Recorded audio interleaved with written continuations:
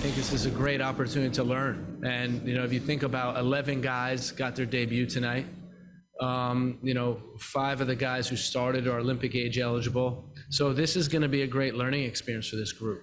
And, really happy with the opportunity to do this camp and think we definitely got something out of it.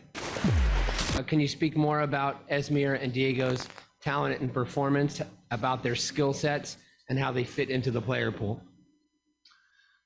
It's both have a lot of individual quality, both have the ability to combine, to dribble, take players 1v1. And if you think about in world soccer right now, it's very difficult to find 1v1 players.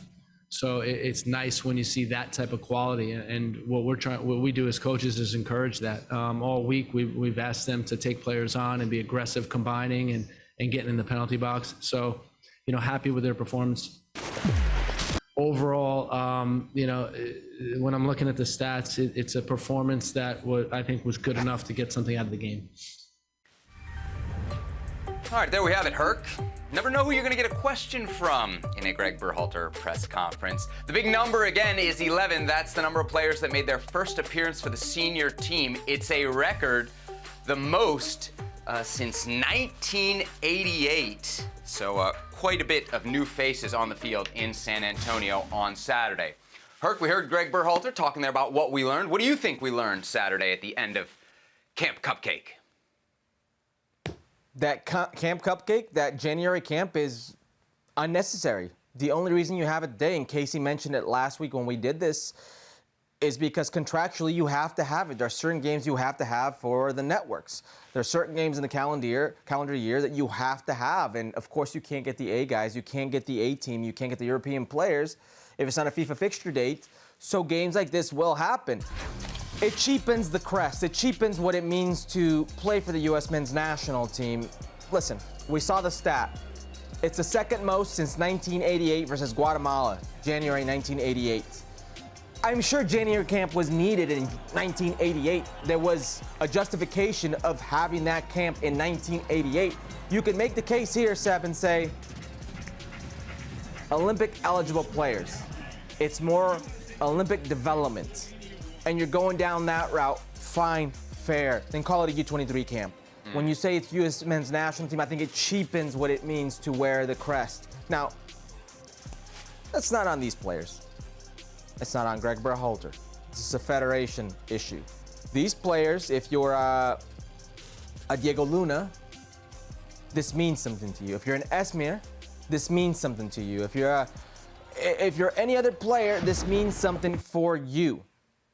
And you should take advantage of the opportunity that's been handed to you, because this is an MLS combine. It's pretty much a thank you for doing well in Major League Soccer, or for striking the coach's fancy while in Major League Soccer. Here's your bone type of deal. But what we learned from this, it's no longer needed.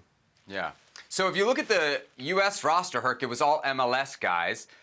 If you look at the Slovenian roster, it was mostly domestic players. Not all. I think there was a mix of a few other leagues. I think they had a few guys in Denmark, but it was not the Slovenian A team, right? No. They basically did the same thing with their roster, their talent pool that the U.S. did, because, again, it's a non-FIFA date, so you don't have access to anybody. So if we're not going to say, like, oh, it's a reflection, it's a bad reflection on these players, or it's a bad reflection on the manager, is it a bad reflection on Major League Soccer? Like, should a group of MLS players, of selected MLS players, been able to do more against Slovenia's reserves? Let me just really quick. Not a group of MLS players, a group of individually selected American MLS players. Mm-hmm. Listen, the best players in Major League Soccer are not American.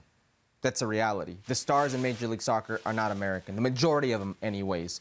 And I believe there was a stat that only one player from Slovenia was actually on the roster when they qualified for this summer's Euros. So it was a completely different team. Some would argue B or C, Slovenian national team, whatever the case may be. They won the game. Mm-hmm. They didn't necessarily play better than the U.S. men's national team, but they won the game. And it's so difficult, and you can make the same case for Slovenia. I'm not trying to make excuses for the U.S. men's national team or this version of the U.S. men's national team, because it's the same thing for Slovenia. You get a group of guys who have never played together in a different environment with different ideas, and you try to put them together in this makeshift type of game, and get something out of it. They ended up winning. I believe the U.S. men's national team had something like over 60% possession. It was pretty even. I will say they had more chances, even though I felt for them more unnerved when Slovenia was attacking in transition through their own mistakes, through the U.S. men's national team's own mistakes, where they would cough up the ball, precarious positions, and they would almost get punished. They got punished once, and that was enough. I don't know if it's a bad reflection. It is what it is. If you picked an MLS All-Star team versus a Slovenian All-Star team of their domestic league, it may be different. The best players in MLS aren't American. What I will say, what I did like, this was a sellout. It wasn't a sellout in LA, because we've seen January camp in LA. It doesn't draw well. We've seen January camp elsewhere in Florida. It doesn't draw well. It was a sellout in a USL stadium, a very beautiful USL stadium. I've been to that stadium in San Antonio, a USL market. Your job, US soccer, is to grow the game. This is growing the game. That I liked. You just didn't like the fact that it was, I don't even know if we would call this a B team or a C team. You just didn't like the fact that they're, and I think that's the point. I'm watching this game on Saturday, Herc, and I'm like, how are we supposed to analyze this? Yeah. Because U.S. Soccer's telling us it's the senior team, right? They're putting it on television like it's the senior team. They're charging ticket prices, maybe not in a big stadium, but they're charging tickets like it's the senior team. And yet there's kind of this understanding, well, but everybody knows they're just Olympic kids. Everybody knows it's not the senior team. So if we lose to Slovenia, we're not really going to analyze them too harshly. I guess that's fair as far as the individual players, but I think it's a bad loss for Greg Berhalter. It's not an important loss for Greg Berhalter, but it's his team, right? It's the guys that he's picked. And it's honestly a situation, Herc, where we usually kind of give the benefit of the doubt. We say, oh, you only had 3 days to work with your guys. He had 2 weeks to work with this team. He picks the lineup. He runs the in-game management, and they still lose. So as a fan, you're not coming out of this saying, oh, okay, I feel any better about my manager and his ability to manage in-game. And the big part of this, Herc, what we're being sold is that this is about the Olympics, right? That this is preparation for the Olympics. What I don't understand there is, if this is preparation for the Olympics, what the hell is Greg Berhalter doing on the sidelines? We've been told he's not the guy that's going to be managing the Olympics. It's going to be Mitrovic, right, who they just brought in. They raised him up from the under-19s to the under-23s. He should be managing. It should be all Olympic guys playing if this is truly about developing for the Olympic Games. Why do you have a Miles Robinson? Why do you have a DeJuan Jones? And again, why do you have the guy who's not actually going to be managing the Olympic team doing it on the sideline in San Antonio if that's the goal of the January camp?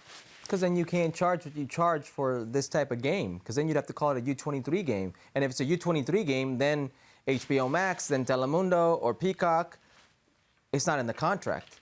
And they want their games. So you hide it behind the crest. You literally hide it behind the crest. And again, to no fault of these players, if you're Camungo, if you're Diego Luna, if you're Atencio, if you're any of these players that gets a sniff with this U.S. men's national team, you try to grab a hold of it and run with it, regardless of who is next to you, regardless if it's fair, regardless if you like it, Sebastian Salazar likes it, Herculez Gomez likes it, or anybody else likes it. You should not care. You should give 2 emojis, okay? Which emojis? Well, Which emojis? Brown emojis. Yes. But what I'm trying to tell you is, from a federation standpoint, it cheapens the brand. I've said this so many times, and this goes, I've said it about the Mexican national team as well. I'll start with the Mexican national team. It's so easy to get a call-up nowadays. You don't even need to succeed in the league. You barely need to succeed within your team. You just need to show flashes of brilliance and be of a certain age or of a certain circumstance, and you get handed a cap. This is not on these players, but that's just a reality of today. There we have it. So the U.S. losing to Slovenia to wrap up Camp Cupcake, 1-0 the final score in San Antonio on Sunday.